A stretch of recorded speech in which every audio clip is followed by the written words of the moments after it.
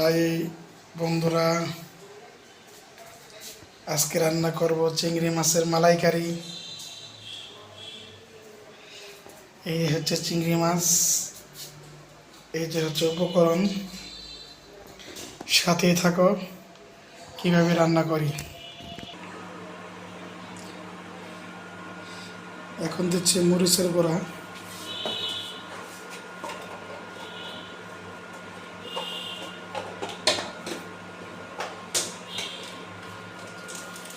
এখন দেব হলুদের গুঁড়া,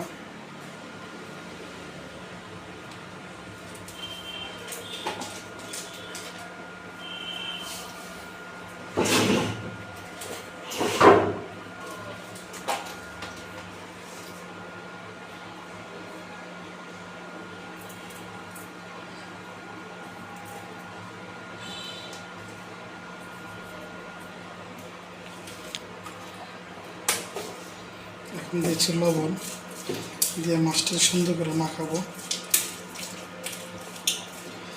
মাখিয়ে এটা ম্যারিনেট করে রাখবো, তেলটা যে পর্যন্ত গরম না আসে সেই পর্যন্ত।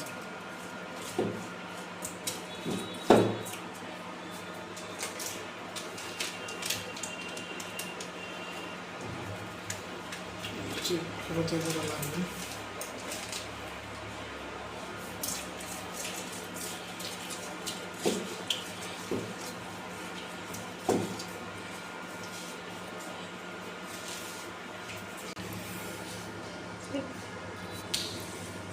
এখন চিংড়ি মাছগুলো হালকা ভাজা দেব।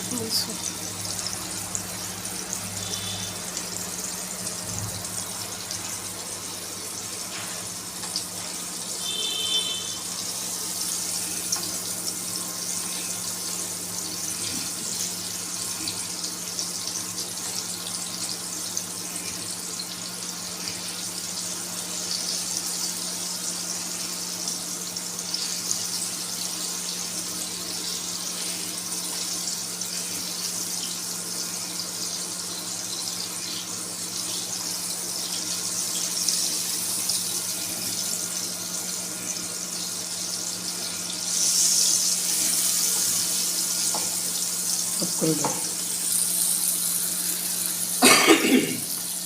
চিংড়ি মাছের মালাইকারিতে চিংড়ি মাছটা পরিপূর্ণ ভাজা যাবে না, মিডিয়াম ভাজা দিতে হবে, 50 to 60% ভাজতে হবে। বাস এইটুকু, পরিপূর্ণ ভাজলে চিংড়ি মাছটা মোটমোটা হয়ে যাবে। চিংড়ি মাছের মালাইকারিতে সে পরিপূর্ণ স্বাদ পাওয়া যাবে না।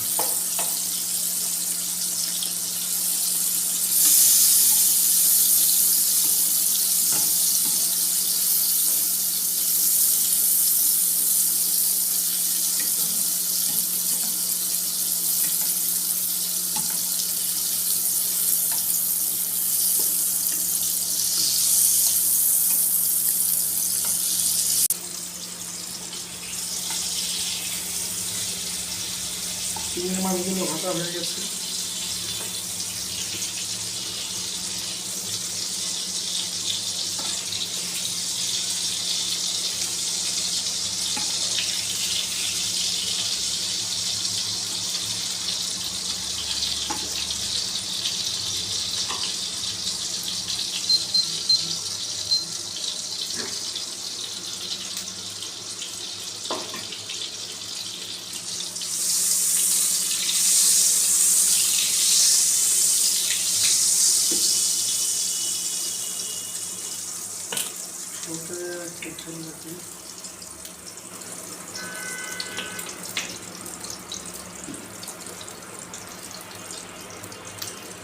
গরম মশলা এটা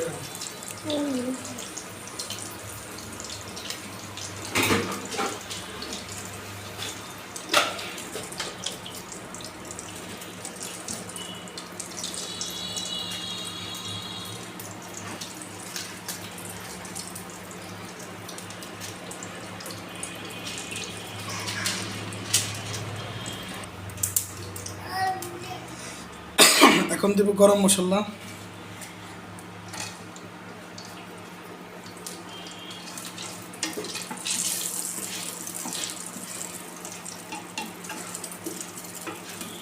গরম মশলাটা এটা নাড়াচাড়া করতে হবে, তাহলে গরম মশলা থেকে পরিপূর্ণ একটা গ্রাম পাওয়া যাবে। যে মশলার হতে গরম মশলা একটা গ্রাম, নির্দিষ্ট যে একটা গ্রাম সেটা পাওয়া যাবে। এখন দেবো আমি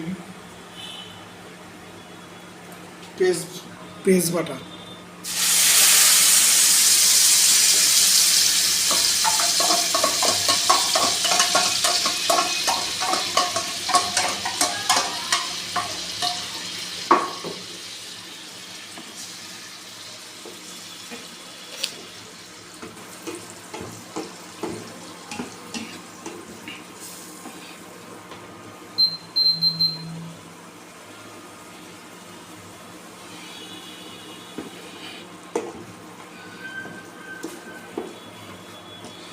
পেঁয়াজ বাটাটা ততক্ষণ পর্যন্ত নাড়তে হবে যে পর্যন্ত পেঁয়াজে থেকে পানিটা না শুকিয়ে যায়, পেঁয়াজ বাটাটা পরিপূর্ণ কুক না হয় সে পর্যন্ত নাড়তে হবে।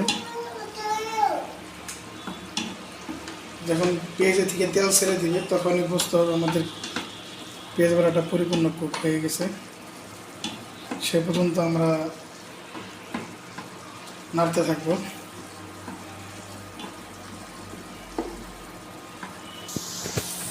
হ্যালো বন্ধুরা, এই যে দেখছেন এই পেঁয়াজ থেকে যখন একে পরিপূর্ণ পানিটা শুকায় যাবে তারপরে আমরা আরও লাস্টের মানে এরপরে পদক্ষেপগুলো আমরা প্রয়োগ করব, মশলাগুলো অ্যাড করবো। তার আগ পর্যন্ত এইভাবে নাড়তে থাকতে হবে, নাড়াচাড়ার মধ্যে থাকতে হবে। নাড়াচাড়া না দিলে পেস্টটা কিন্তু একখানে লেগে যেয়ে সেটা কিন্তু পুড়ে যাবে, সেটা করা যাবে না। নাড়াচাড়ার মধ্যে থাকতে হবে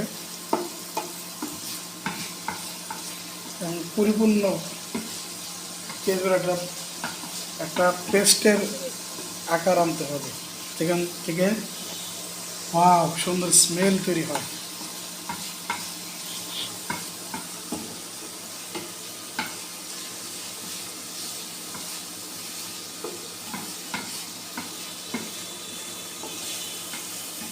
আমাদের পেঁয়াজ থেকে যথেষ্ট পরিমাণে পানি শুকিয়ে গেছে।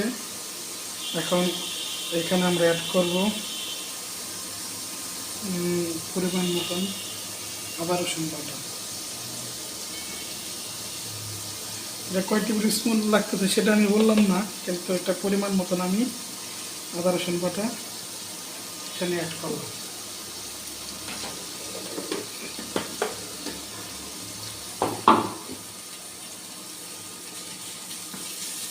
এখন আদা রসুন বাটাটা সুন্দর করে পেঁয়াজ বাটার সাথে সুন্দর করে এটা ভুনতে হবে, কোনো পানি অ্যাড করা যাবে না। সেক্ষেত্রে চুলার তাপমাত্রাটা একটু কমাই দিতে হবে।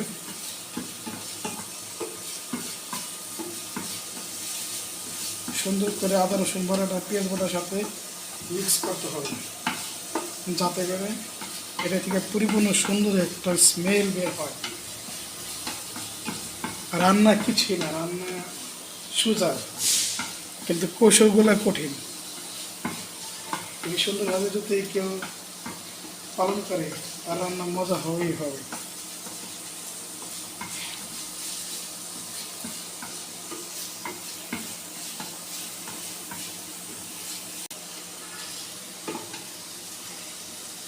এখন আমরা এখানে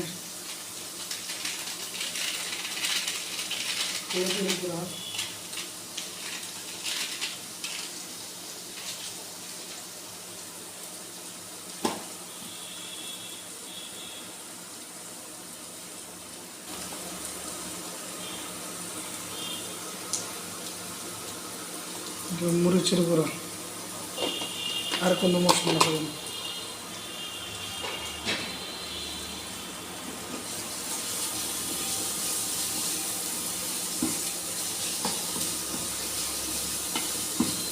একটু পানি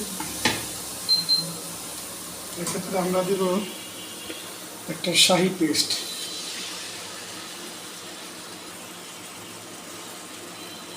এটা কীতে বানাইছি সেটা এখন বলতেছি।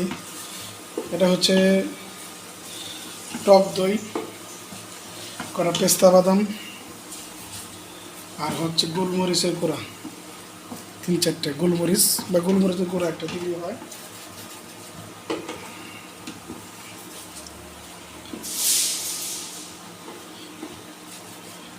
এই বাটিটার মধ্যে একটু পানি অ্যাড করে লবণ দিয়ে এটা দিয়ে দিব।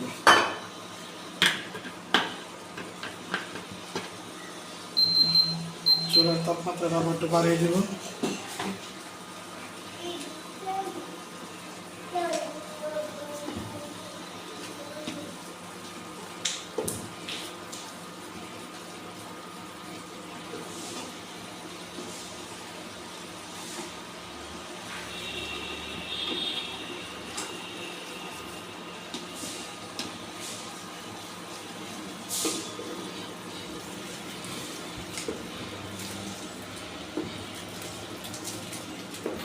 এটা একটু ভালো করে নাড়তে হবে, একটু সুন্দর করে ঘন ঘন না হলে সেটা টেস্ট এবং স্বাদ কোনোটাই বের হবে না।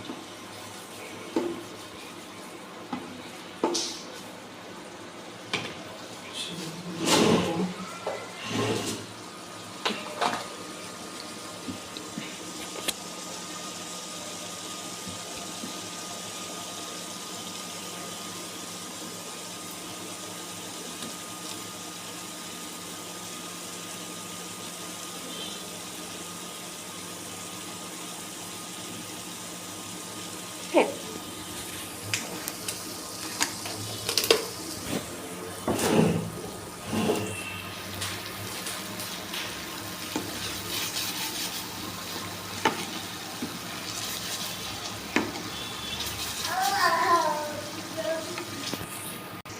আমাদের মশলা ভুনাটা হয়ে গেছে। সেক্ষেত্রে ঢেলে দেব নারিকেলের দুধ।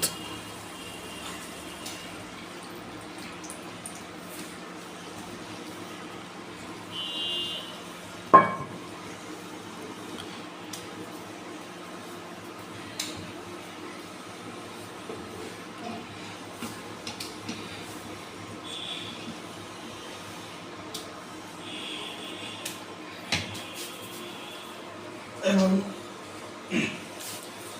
নারিকেলের দুধের পাশাপাশি আমাদের গায়ের গরুর দুধও এখানে অ্যাড হবে।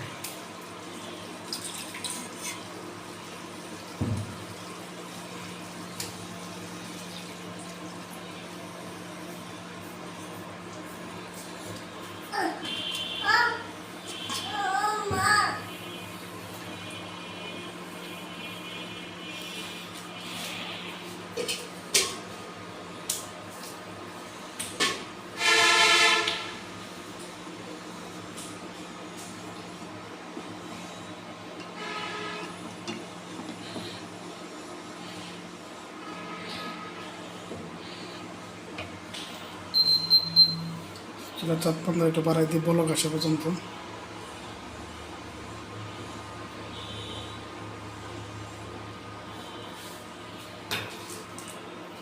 এখন আমরা এই চিংড়ি মাছগুলো, ভেজে রাখা চিংড়ি মাছগুলো এর মধ্যে দিয়ে দেব।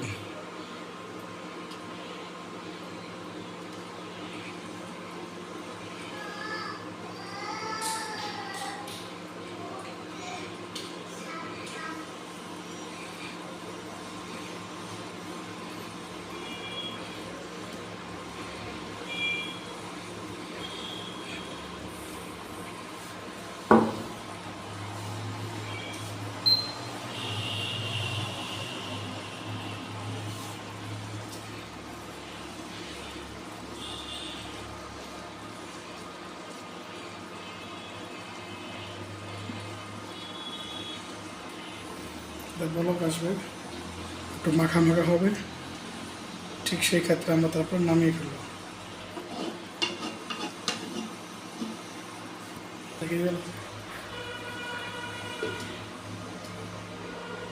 বলক আসার জন্য ঢেকে দিলাম, পরে দিতে হবে না, এটা আমাদের সিক্রেট রেসিপি। হাফ টেবিল চামচ চিনি দিলাম, মানে স্বাদে একটু ব্যালেন্স আনার জন্য। তো ধরে এবার আমি এখানে চিনি অ্যাড করছি।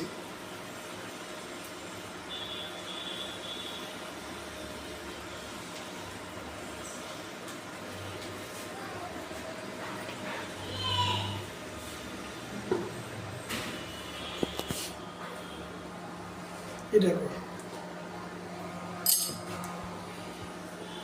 আরে ঢাকনা ঢাকবো।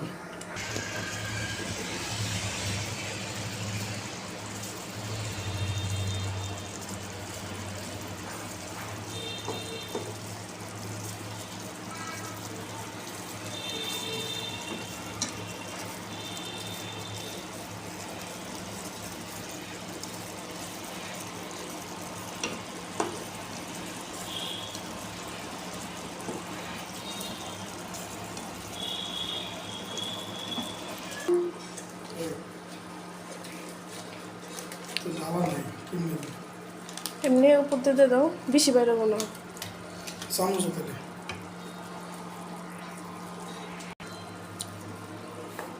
এখন দেবো গরম মশলার গুঁড়া। এখানে ঘি দেওয়া যায়, বাট আমার কাছে এখন ঘি নাই, যার কারণে শুধু গরম মশলার গুঁড়োটা দিলাম।